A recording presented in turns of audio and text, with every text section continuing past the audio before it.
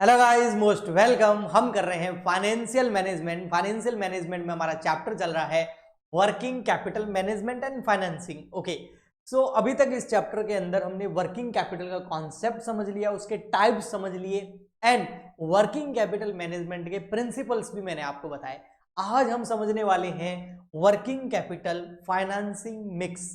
तो टॉपिक को समझिए पहले क्या है, फिर इसके अप्रोचेस के बारे में हम बात करेंगे। देखो, वर्किंग कैपिटल, तो वर्किंग कैपिटल की जो फाइनेंसिंग होगी वो कहां से होगी। वर्किंग कैपिटल का मतलब क्या हो गया, जो करंट एसेट्स है जिसमें कैश आ गया, आपका बैंक आ गया, डेटर हो गए, बीआर हो गया, इन्वेंट्री जो परचेज करनी है, जो स्टॉक्स हो गए, ये सब, और करंट लायबिलिटी में मतलब क्रेडिटर्स हो गए जिनको पेमेंट करना है।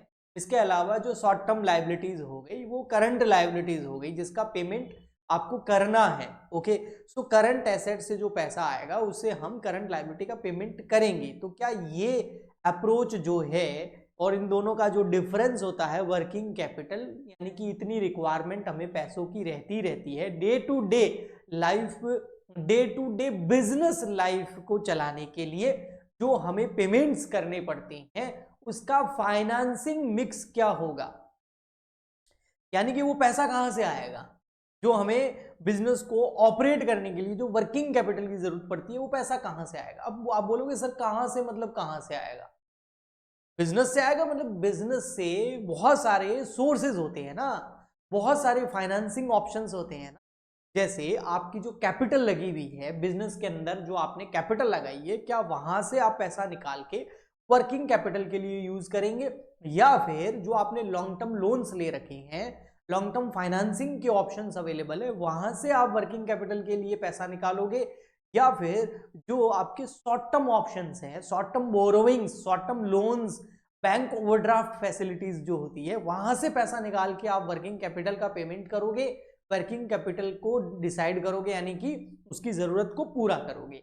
या फिर जो डेटर है ना, डेटर कौन होते हैं, जिनको हम गुड सेल करते हैं उधार, तो वो डेटर से जो कलेक्शन होगा, वो कलेक्शन का जो पैसा होगा उसी को यूज करेंगे हम पेमेंट्स के लिए। यानी कि डेटर से पैसा लिया, क्रेडिटर को दिया। डेटर कौन होते हैं, जिनको उधार सेल करते हैं। क्रेडिटर कौन होते हैं, जिनसे हम उधार परचेज करते हैं। तो ऐसा सेटलमेंट करोगे तो आपका फाइनेंसिंग मिक्स क्या रहेगा वर्किंग कैपिटल, क्या किसी एक सोर्स पे जाओगे, अलग अलग सोर्सेस को यूज करोगे। यही है आपका वर्किंग कैपिटल का फाइनेंसिंग।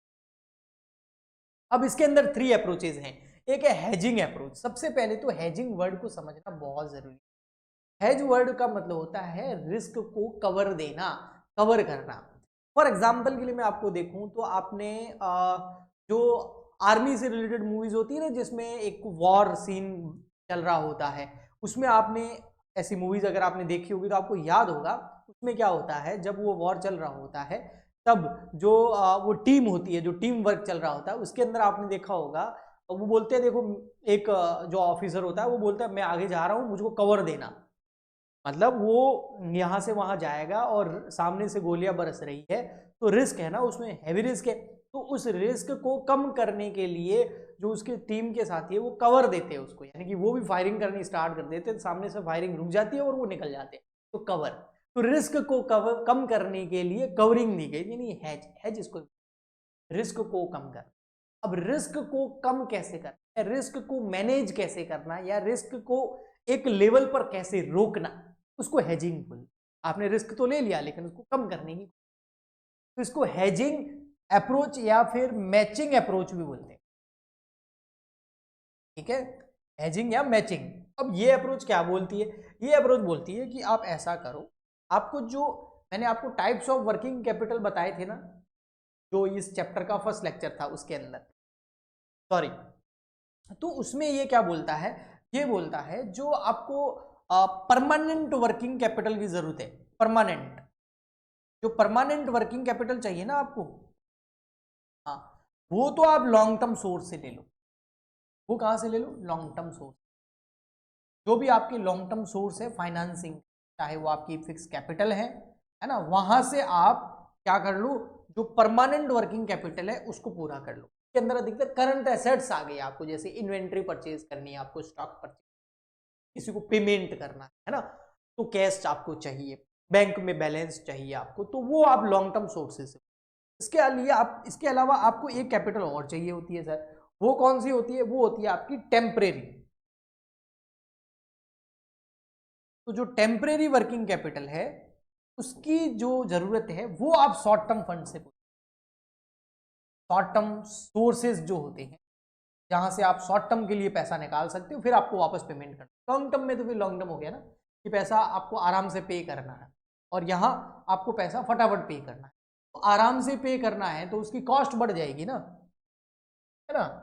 आराम से पे करोगे तो आपकी कॉस्ट बढ़ जाएगी, किसकी? पैसा लिया है ना तो इंटरेस्ट पे करना पड़ेगा।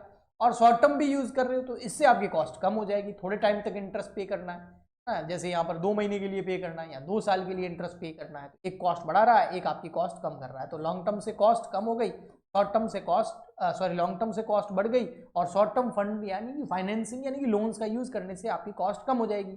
ओके, तो इससे आपका रिस्क जो है, आप परमानेंट कैपिटल जब यूज करते हैं ना तो उससे रिस्क आपका बहुत कम हो जाता है, क्योंकि पैसा आपने काफी टाइम के लिए उधार लिया है तो उसको रीपेमेंट करने की जरूरत नहीं है, आप आराम से उसको पे कर सकते हैं, तो आपकी जो रिस्क है वो कम हो जाती है। लेकिन जो शॉर्ट टर्म फाइनेंसिंग आप यूज करते हैं टेम्परेरी वर्किंग कैपिटल के लिए, इससे रिस्क बढ़ जाती है। इससे रिस्क क्यों बढ़ जाती है कि भैया हमने 2 महीने का बोल के या 10 दिन का बोल के या 15 दिन का बोल के पैसा लिया है तो वापस भी तो करना है, तो वापस कलेक्शन भी बहुत इंपॉर्टेंट हो जाता है ना फिर उसका, तो इससे रिस्क बढ़ जाती है। तो इसमें दोनों चीजें हो रही है, एक रिस्क कम कर रहा है, एक रिस्क बढ़ा रहा है, एक कॉस्ट कम बढ़ा रहा है, एक कॉस्ट कम कर रहा है। तो यहाँ पर इसीलिए इसको बोलते हैं, ये हो गई आपकी हेजिंग, यानी कि रिस्क और कॉस्ट के बीच में एक लेवल डिसाइड कर दिया जाता है इस अप्रोच के अंदर, आपकी हेजिंग अप्रोच के। ओके, तो ऐसा आप फाइनेंसिंग मिक्स बना सकते हैं, ये बेस्ट है।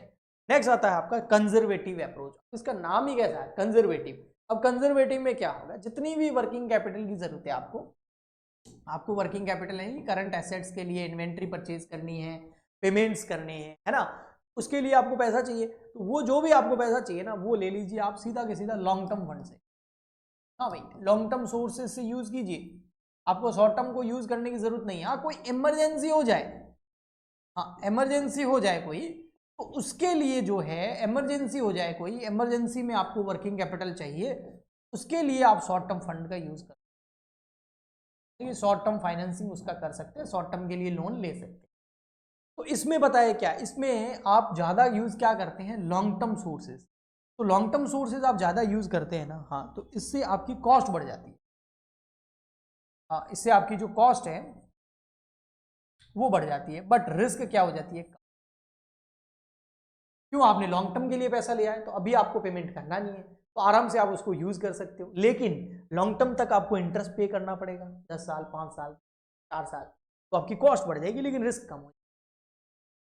नेक्स्ट आता है हमारा अग्रेसिव अप्रोच। ये अप्रोच वो लोग यूज करते हैं जिनको बहुत ज्यादा कॉन्फिडेंस होता है, क्योंकि इससे आपकी रिस्क बढ़ जाती है लेकिन आपका कॉस्ट बहुत कम हो जाता है। ये बोल रहा है आपको वर्किंग कैपिटल के पैसा चाहिए ना, पूरा का पूरा आप शॉर्ट टर्म से लीजिए भैया, शॉर्ट टर्म फाइनेंसिंग को यूज कीजिए, लॉन्ग टर्म में करने की जरूरत नहीं है, फिक्स इन्वेस्टमेंट तक यहाँ से जो है शॉर्ट टर्म से फाइनेंस करा लिया जाए, फिक्स एसेट्स के जो इन्वेस्टमेंट वो तक यहाँ, मतलब इनको पूरा कॉन्फिडेंस होता है इन लोगों को जो अग्रेसिव अप्रोच यूज करते हैं कि भैया हमने क्रेडिटर्स से स्टॉक परचेज कर लिया उधार और उनको बोला हमने 15 दिन का टाइम, हम क्या करेंगे 10 दिन के अंदर अंदर उस गुड्स को सेल कर देंगे, 10 दिन में डेटर से पैसा ले लेंगे विद इन 10 डेज और फिर उसको पेमेंट कर, यानी कि गुड्स उधार परचेज करेंगे, उसको सेल करेंगे, रिकवरी करेंगे, फिर पेमेंट कर देंगे, और जो हम सोच रहे हैं ऐसा होगा। और इसके बीच में अगर थोड़ा बहुत ऊपर नीचे हो गया तो उसके लिए हम शॉर्ट टर्म फाइनेंसिंग को यूज कर लेंगे। इससे होगा क्या, आपको लॉन्ग टर्म के लिए इंटरेस्ट पे करने की जरूरत नहीं है, ठीक है भैया, इंटरेस्ट ज्यादा पे नहीं करना पड़ेगा, तो आपकी कॉस्ट क्या आ गई? कम, बट रिस्क हैवी है। जो आपने सोचा है ऐसा अगर डेटर ने टाइम पे पेमेंट नहीं किया और कहीं पैसा फंस गया, बैड डेब्ट्स वगैरह हो गए, डेटर को पेमेंट नहीं कर पाए, डेटर से कलेक्शन नहीं हो पाया, शॉर्ट टर्म आपने फाइनेंसिंग उधार ले लिया, पेमेंट्स कर दिए, लेकिन अब उसको भी तो पे करना है, और शॉर्ट टर्म का मतलब टाइम पीरियड एक थोड़ा सा ही होता है, उसमें अगर आप पेमेंट नहीं कर पाए तो फिर पेनल्टीज वगैरह लगेगी और आपका मतलब गुडविल भी बेकार हो जाएगा, खराब हो जाएगा, तो आपकी रिस्क जो है यहाँ आई, लेकिन कॉस्ट कम रहती है जिससे प्रॉफिटेबिलिटी जो है हाई हो जाती है। कॉस्ट कम होगी तो प्रॉफिट ज्यादा होगा। तो आई होप आपको इन वीडियो से काफी मदद मिल रही होगी। प्लीज ज्यादा से ज्यादा शेयर करें, लाइक करें, चैनल को सब्सक्राइब करें, सपोर्ट करें। हम मिलते हैं नेक्स्ट लेक्चर। आज के लिए इतना ही, तब तक गुड बाय, थैंक यू।